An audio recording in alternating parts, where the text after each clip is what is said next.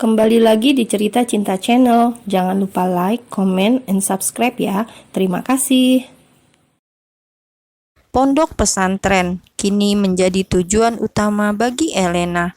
Ingin dirinya langsung pergi ke rumah sakit, tapi jarak yang terlalu jauh dan keadaan perutnya yang sudah semakin terasa sakit membuatnya terpaksa harus menuju pondok. Doanya, ia hanya berharap kedua mertuanya ada di tempat dan tidak sedang bepergian. Wajah Elena sudah semakin pucat dengan kontraksi yang terus-terusan ia rasakan. Setelah tiba, Elena segera turun dari mobil. Namun ia tidak langsung masuk ke dalam rumah mertuanya. Ia masih berdiri dengan berpegangan mobil untuk menguatkan dirinya. Astagfirullah, Elena, kamu kenapa, nak?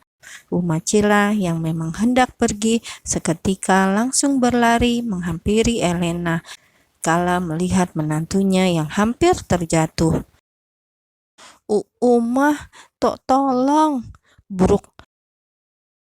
Elena sudah tidak sekuat dulu lagi. Hanya masalah sekecil itu mampu membuat tubuhnya tumbang dan tak sadarkan diri. Cila segera menahan tubuh menantunya dan ia semakin menjerit kencang saat menyadari bahwa ada sesuatu yang kini sudah mengalir hingga membasahi kaos kaki Elena. Ya Allah, Abi, cepat kemari, Abi. Tak berapa lama yang dipanggil pun datang dan sama halnya dengan Cila, Abi Mike yang juga hendak pergi bersama istrinya kini harus urung lantaran melihat keadaan Elena. Astagfirullah, kenapa? Tanya Abi Mike setelah tiba di depan mobil Elena. Uma nggak tahu, Bi. Uma takut. Lihat, ada darahnya. Astagfirullah. Karena dilanda kepanikan dan ketakutan, membuat Cila merasa bingung sendiri harus berbuat apa. Beruntung Abi Mike begitu cepat tanggap. Laki-laki paruh baya itu segera mengangkat tubuh menantunya dan kembali membawanya masuk ke mobil dan hendak membawanya ke rumah sakit. Dan tepat saat Abi Mike hendak masuk ke mobil, ia sudah melihat mobil anaknya yang juga tiba di halaman pondok. Sempat mengerutkan dahi, namun tak lama karena Abi Mike mengingat keadaan Elena. Cepat masuk, titah Abi Mike segera membukakan pintu untuk istrinya dan membiarkan Yusuf yang duduk di belakang sedangkan ia menyetir. Panik dan terkejut tentu saja dirasakan oleh Yusuf. Ia terus menggenggam tangan istrinya sambil terus berdoa dan memohon kepada Allah untuk keselamatan anak dan istrinya. Berbagai penyesalan hinggap dan beradu dalam hati dan pikirannya. Tidak ada yang berniat untuk membohongi Elena. Memang Yusuf akan memberitahu kepada Elena tentang siapa Bagus dan Mama Rasti. Akan tetapi Yusuf masih menunggu waktu yang tepat karena ia tidak mau gegabah mengingat kandungan istrinya yang lemah. Namun kini hal itu justru menjadi bumerang dalam hidupnya. Bayangan demi bayangan di mana istrinya menangis, berteriak dan mengumpati dirinya terus terngiang dalam benak Yusuf. Tak bisa ia pungkiri bahwa hatinya ikut sakit melihat kehancuran sang istri hingga membuat air matanya terus mengalir deras. Yusuf mengepalkan tangannya kuat sambil memejamkan matanya erat, menarik nafas panjang, berharap rasa sesak di dadanya bisa berkurang meskipun sulit. Yusuf, sebenarnya apa yang terjadi? Sejak kapan kalian di Bandung? Dan kenapa Elena membawa mobil sendiri ke pondok? Kenapa kamu tidak mengantarnya? Kamu tahu kandungan istri kamu sangat lemah. Kenapa kamu tidak mengantarkannya? Atau kamu bisa menghubungi abimu agar menjemput ke rumah. Kenapa harus begini? Seharusnya kalian memberikan kabar kepada kami kalau memang sedang di Bandung. omel Umacila panjang lebar.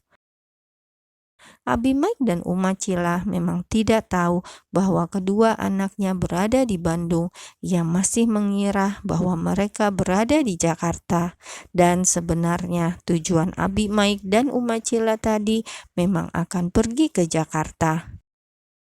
Selain untuk menjenguk Elena, Umacila juga mau menemui Maira yang sedikit berbuat ulah. Entah sudah berapa kali Maira ke Jakarta dan dirinya selalu mendapatkan laporan kurang enak dari para omanya. Setelah menempuh perjalanan hampir 20 menit, kini mobil yang dikendarai Abimaik sudah tiba di rumah sakit. Dengan cepat Yusuf turun dan menggendong istrinya masuk ke dalam agar segera mendapat penanganan. Saat hendak memasuki ruang penanganan, Elena sempat membuka matanya dengan begitu berat, namun ia mampu melihat jelas suaminya. Ia bisa lihat betapa kacaunya wajah Yusuf saat ini. Rambut yang biasa terlihat rapi, kini sudah terlihat sangat acak-acakan.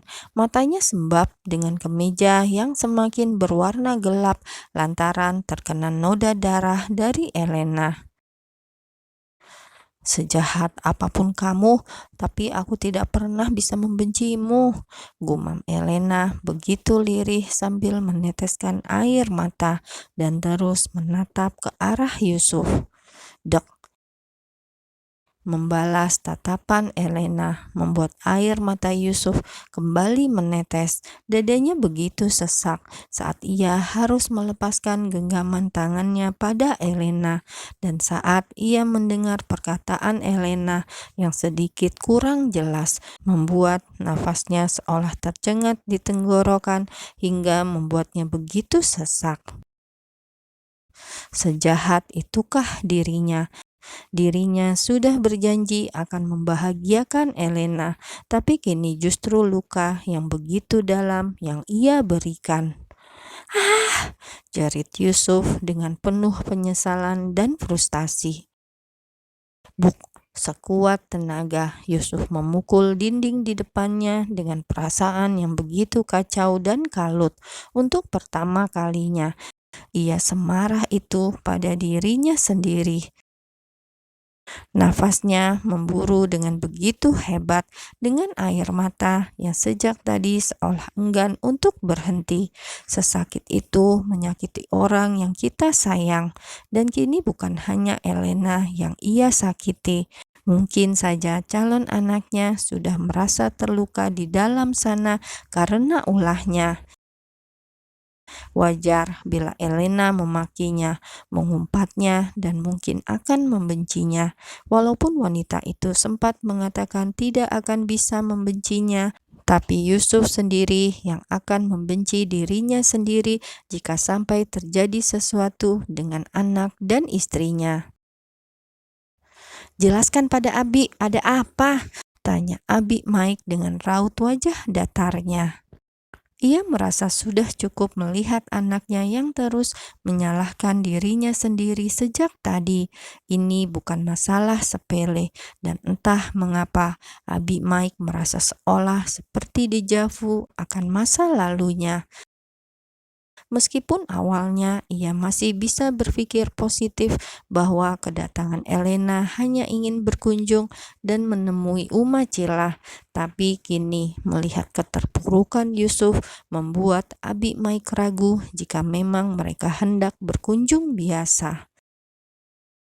Abimaik merasa pasti ada sesuatu yang terjadi antara Yusuf dan Elena saat sebelum tiba di pondok. "Iya Yusuf, katakan sama Uma, ada apa sebenarnya? Kalian bertengkar, tapi kenapa? Bukankah hubungan kalian baik-baik saja?" sambung Umacila yang membuat air mata Yusuf semakin mengucur tak terkendali. Bruk! Tubuh Yusuf ambruk. Laki-laki muda itu duduk berlutut di depan kedua orang tuanya. Kepalanya menunduk sambil tangannya yang terus terkepal erat menyalurkan emosi dalam dirinya. Maafkan Yusuf, Abi, Uma, Yusuf. Duduklah yang benar, katakan pada Uma, jelaskan semuanya. Uma Cila mengajak putranya agar duduk di kursi yang ada tak jauh dari tempatnya. Meskipun sulit untuknya berpikir positif, namun Uma Cila masih berusaha mempercayai anaknya. Ia yakin bahwa Yusuf tidak akan menyakiti Elena, dan Uma Cila yakin bahwa ini hanya kesalahpahaman biasa. Sedangkan Abi Mike, laki-laki itu sudah memiliki firasat yang kurang baik. Ia sedang berusaha mengontrol dirinya agar tidak sampai mengeluarkan emosi berlebih. Sekuat hati, ia membesarkan Yusuf dan memberikan yang terbaik, mengajarkan banyak hal agar kelak anaknya bisa menjadi pribadi yang lebih baik darinya. Cukup dirinya yang melakukan kesalahan besar dulu. Ia berharap bahwa putranya tidak akan mengulangi takdir yang sama seperti dirinya. Namun entah mengapa, tiba-tiba sekelebat bayangan muncul dalam benak Abi Mike. Bayangan tentang pembicaraan yang menjurus perdebatan antara dirinya dan mendiang besannya yang tak lain adalah Pak Brata, kini melintas dalam benaknya. Semoga bukan karena itu, gumam Abi Mike dalam hati sambil menarik nafasnya panjang.